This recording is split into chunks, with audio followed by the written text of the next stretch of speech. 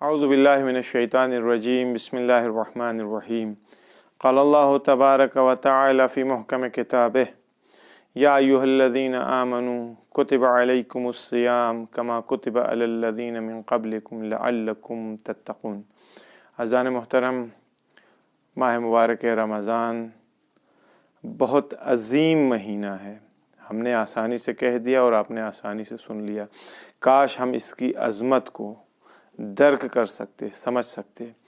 روزہ خود ماہ مبارک رمضان اپنے روزوں کی وجہ سے اس کمال اور اہمیت کا حامل بنا ہے۔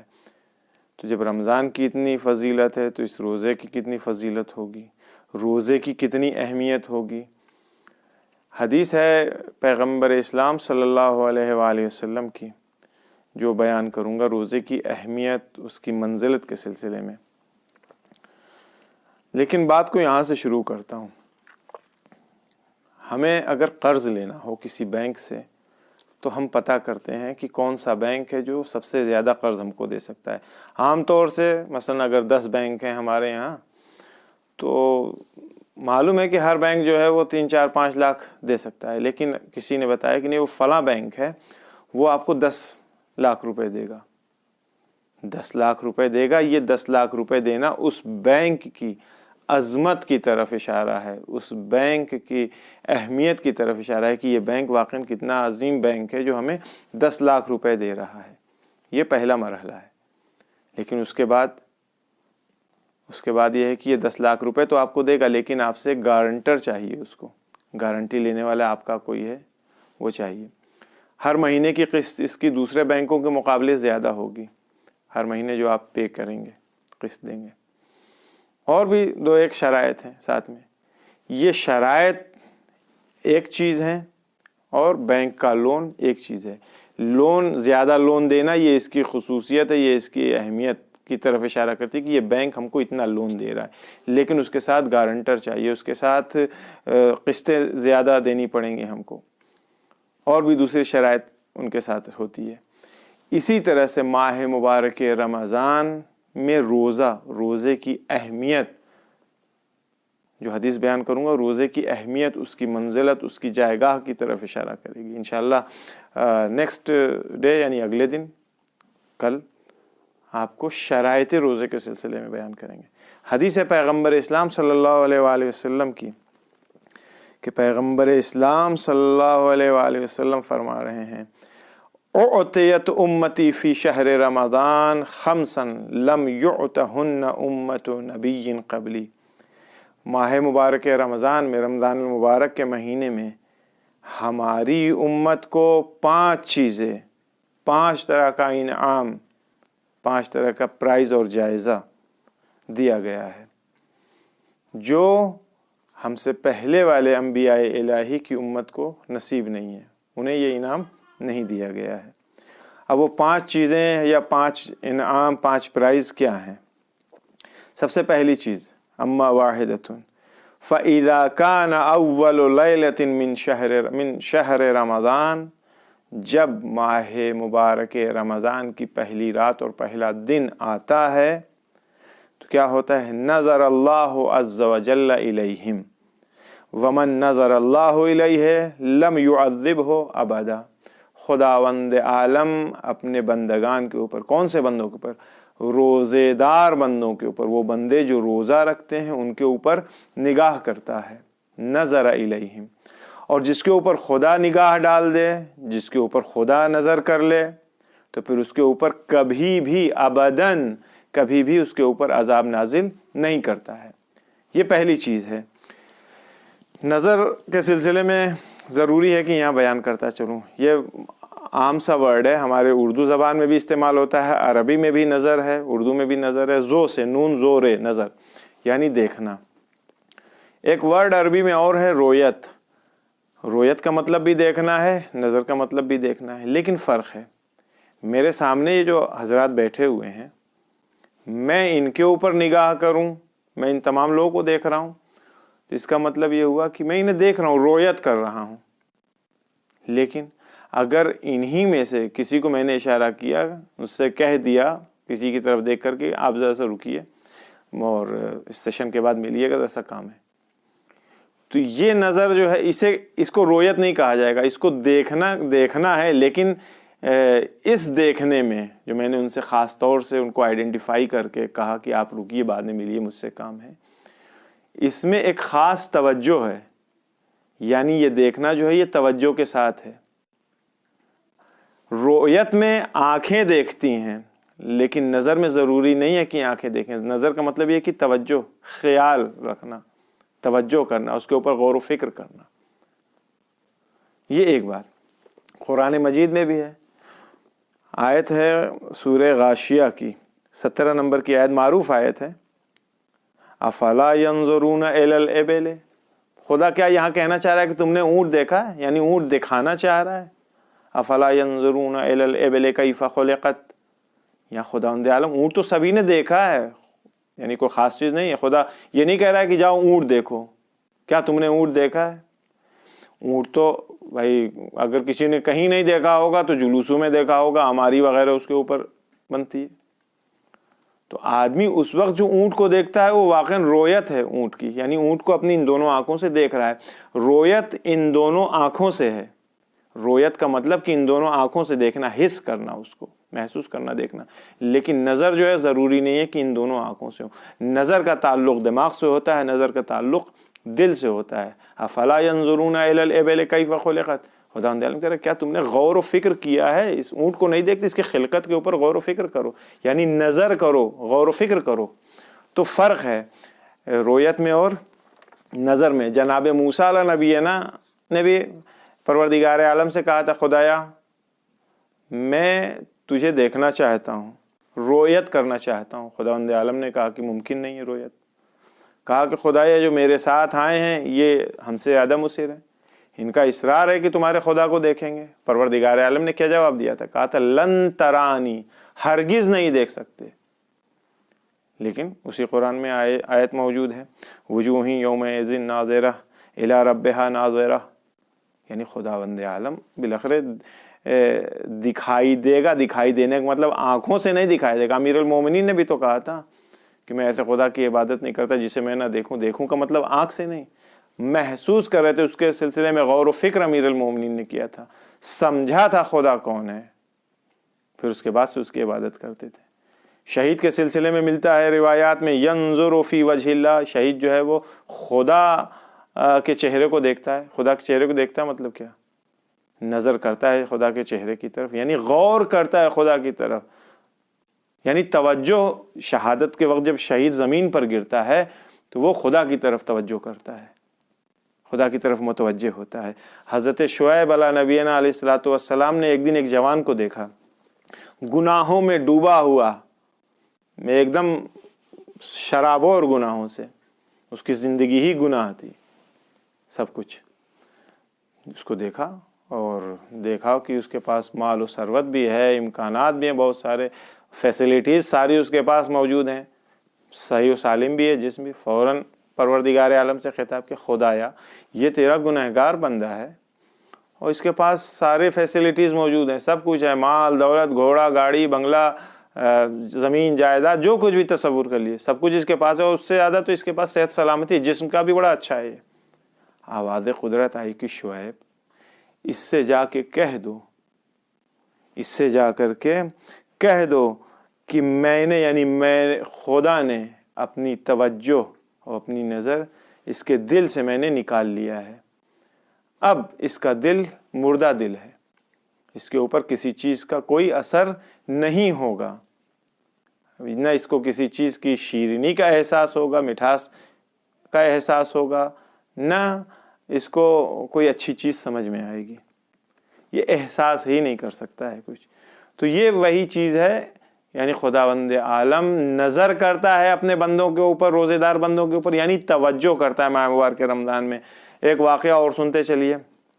مرحوم فلسفی ایران کے بہت بڑے خطیب تھے اور بہت بڑے عالم تھے۔ آج بھی میں اپنی بات بتا رہا ہوں، ہماری لائبریری میں بہت ساری کتابیں، بہت سارے نسخے اور کتابیں سب ان کی ڈونیٹ کی ہوئی ہیں، اہدا کی ہوئی ہیں، کتابوں کے اوپر لکھا ہوا مرحوم فلسفی کی کتاب ہے یہ، اور یہ انہوں نے ہماری لائبریری کو مدرسے کی دیا ہے۔ بڑی عظیم شخصیت تھے۔ ان کا لقب تھا زبان گویائے اسلام، یعنی اسلام کی بولتی ہوئی زبان۔ ایک دن مرحوم فلسفی کے پاس 2 خط آتے ہیں، ایک خط قم سے آتا ہے، دوسرا نجف سے آتا ہے۔ قم سے جو خط آیا وہ حضرت امام خمینی رضوان اللہ علیہ کا تھا، اور نجف سے جو خط آتا ہے وہ حضرت آیت اللہ العظمیٰ خوئی رضوان اللہ علیہ کا خط تھا۔ دونوں خط ایک ساتھ، اتفاق کی بات ہے یہ، ایسا نہیں پری پلاننگ کچھ نہیں تھا، اتفاق سے دونوں خط مرحوم فلسفی کے پاس آتا ہے۔ اس وقت امام جمعہ ہیں تہران کے آیت اللہ صدیقی، ان کا یہ بیان ہے کہ میں نے ان دونوں خطوں کو مرحوم فلسفی کے پاس دیکھا تھا۔ دونوں کا مضمون، دونوں کا میٹر تقریباً ایک جیسا تھا، دونوں میں تقریباً ایک جیسی بات لکھی تھی۔ دونوں نے زبان گویائے اسلام کہہ کے مرحوم فلسفی کو خطاب کیا تھا کہ اسلام کی بولتی ہوئی زبان۔ آیت اللہ العظمیٰ خوئی نے اس خط میں لکھا تھا کہ حوض نجف اور نجف کے شیعوں کے حالات بہت خراب ہیں، اگر ان کی مدد نہیں ہوئی تو حوض نجف بند ہو جائے گا، یہاں کے شیعہ ان کی یعنی یہ بھوکے پیاسے مر جائیں گے۔ حالات اتنے زیادہ خراب تھے، کھانے کے لیے نہ طلاب کے پاس کچھ تھا، نہ وہاں کے نجف کے شیعوں کے پاس کچھ بچا تھا، کہیں سے کوئی دوسرا ذریعہ معاش نہیں تھا، کوئی انتظام نہیں ہو پا رہا تھا۔ تو آیت اللہ خوئی نے خط لکھا مرحوم فلسفی کے پاس کہ آپ کی زبان میں خدا نے تاثیر دیا ہے، آپ بزنس مین اور دوسرے ڈونر اور خیر افراد جو ہیں دیندار، ان کو اکٹھا کیجئے، ان سے بتائیے کہ اگر انہوں نے حوض نجف کی مدد نہیں کیا تو کل کو دشمنان اسلام کے سامنے حوض نجف جواب گو نہیں ہو پائے گا، یعنی بند ہو جائے گا، حوض نجف بند ہونے کی کگار کے اوپر ہے، لہٰذا آپ انتظام کروائیے اور حوض نجف کو ٹوٹنے سے، بند ہونے سے، منہدم ہونے سے بچائیے۔ مرحوم فلسفی کا کہنا ہے کہ میں یہ دونوں خط لے کر کے اس وقت کے مرجع تقلید آیت اللہ العظمیٰ برجردی کے پاس آئے۔ آنے کے بعد مرحوم آیت اللہ العظمیٰ برجردی کے سامنے انہوں نے ان دونوں خط کی بات بتائی کہ اس طرح سے خط آیا ہے امام خمینی کا اور آیت اللہ خوئی کا، اور دونوں میں ایک ہی بات لکھی ہوئی ہے تقریباً۔ آپ کیا کہتے ہیں، میں ڈونرز اور بزنس مین اور دوسرے متدین افراد ان کو اکٹھا کروں، ان سے مدد کے لیے کہوں؟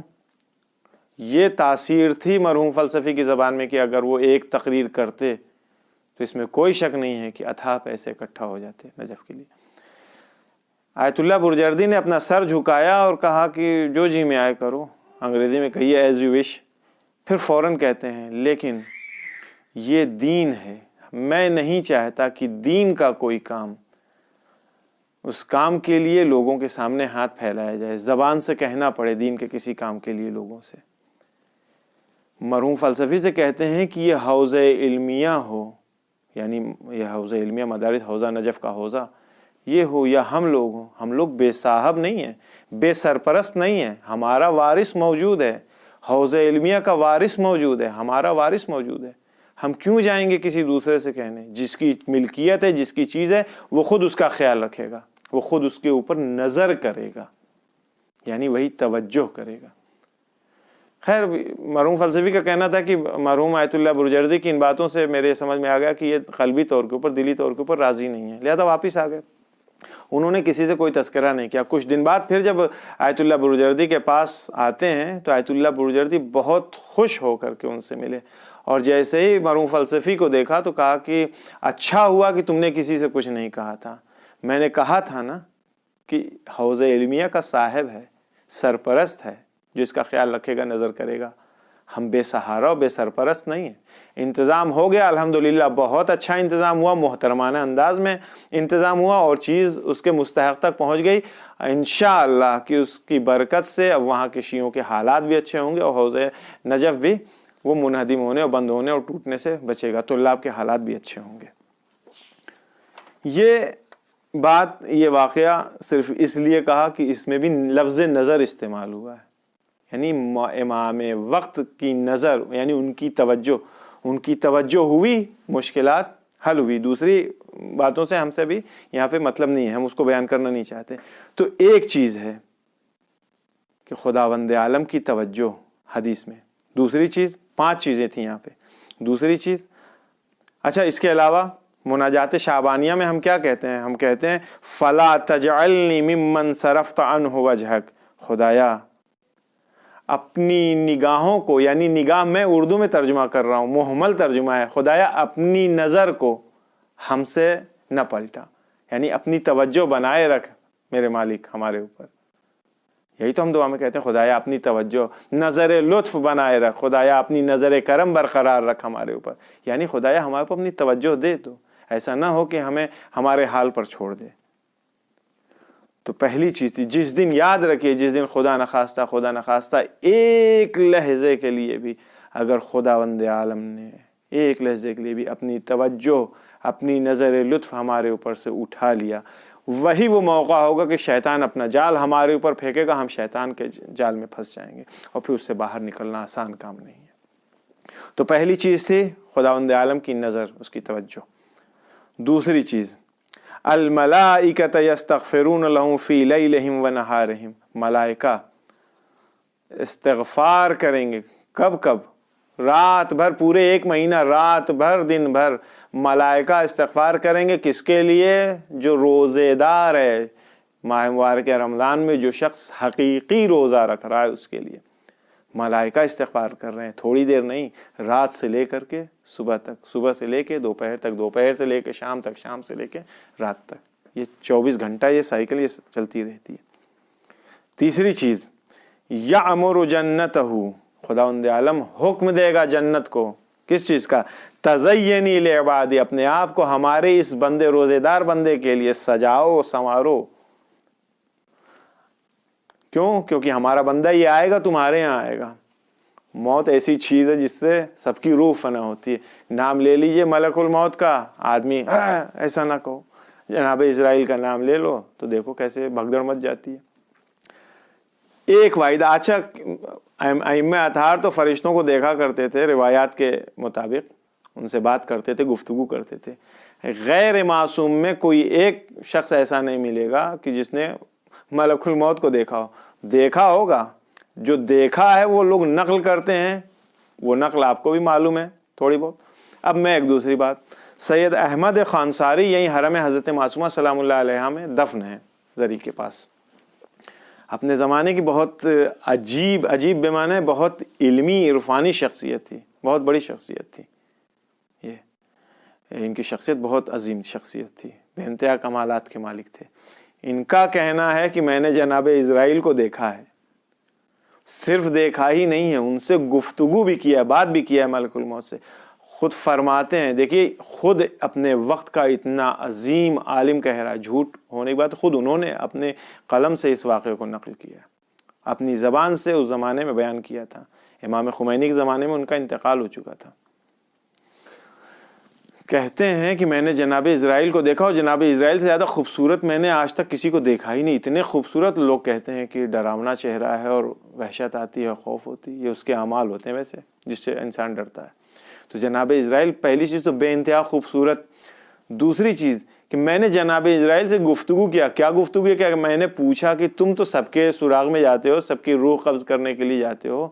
بھائی میں بوڑھا ہو گیا ہوں، میرے روح قبض کرنے کے لیے نہیں آئے، اب مجھ میں جان نہیں ہے. اس وقت ان کی عمر 98 سال تھی جب کا یہ واقعہ ہے. تو جناب اسرائیل یا وہی ملک الموت انہوں نے جواب دیا کہ ابھی وہ فرشتہ جس کے ہاتھ میں آپ کے رزق کا صندوق ہے، ابھی اس صندوق میں کچھ چیزیں باقی ہیں، وہ رزق ابھی ختم نہیں ہوا. جس دن وہ رزق ختم ہو جائے گا اس دن میں آپ کے پاس آؤں گا، لہذا ابھی میری ڈیوٹی آپ کی روح قبض کرنا نہیں ہے. خیر، تو تیسری چیز تھی خداوند عالم حکم دے گا جنت کو کہ اپنے آپ کو سنوارو سجاؤ ہمارے بندوں کے لیے. چوتھی چیز، فَإِذَا كَانَ آخِرُ لَيْلَةٍ، جب آخری رات آئے گی ماہ مبارک رمضان کی، غفر لہم جمیعا، خداوند عالم ان تمام روزے داروں کو معاف کر دے گا، ان کی گناہوں کو بخش دے گا. اسی وقت ایک شخص کھڑا ہوتا ہے، پیغمبر اسلام سے سوال کرتا ہے کہ یا رسول اللہ، یہ بات جو آپ نے کہی ہے آخر لیل، یہ آخری رات جو ہے یہ آپ کا مقصد کہیں شب قدر تو نہیں ہے؟ پیغمبر اسلام نے کہا نہیں، شب عید کے سلسلے میں کہہ رہا ہوں، کیونکہ شب عید شب انعام ہے، انسان کو اس کی مزدوری دینے کی رات ہے۔ بھائی کسی کو مزدوری اس وقت دی جاتی ہے جب وہ کام کر لے، کسی کو انعام اس وقت دیا جاتا ہے جب اس کا کام پورا ہو جائے۔ انعام، اکرام، مزدوری جو بھی آپ کہیے، جو بھی ورڈ یوز کیجئے، یہ اس وقت دیا جاتا ہے جب کام پورا ہو جائے۔ شب عید الفطر انسان کو خداوند عالم اس کی مزدوری یا اس کی اجرت دیتا ہے، اس کا انعام دیتا ہے، اور اس انعام میں کیا ہے کہ اس کی ساری گناہیں معاف کر دی جاتی ہیں۔ اور پانچویں چیز، منہ سے، روزے دار کے منہ سے جو بو آتی ہے، ظاہر سی بات ہے کہ وہ کوئی بہت خوشبو نہیں ہے، کسی کو بھی پسند نہیں آتی ہے، وہ بو کسی کو بھی اچھی نہیں لگتی، لیکن یہ انعام اور یہ اکرام اور یہ جائزہ خداوند عالم کی طرف سے ہے کہ یہی بو جو کسی کو پسند نہیں آتی ہے، پروردگار عالم کو مشک اور عنبر کی طرح سے لگتی ہے، یعنی یہ خوشبو میں تبدیل ہو جاتی ہے۔ جو ہمیں بو لگتی ہے وہ پروردگار عالم کے یہاں مشک اور عنبر کی خوشبو میں تبدیل ہو جاتی ہے۔ یہ اہمیت ہے روزے کی اور روزے داروں کی۔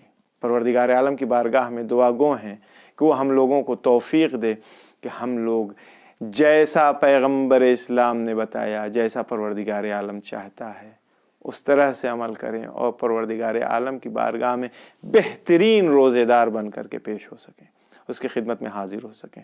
السلام علیکم ورحمۃ اللہ وبرکاتہ۔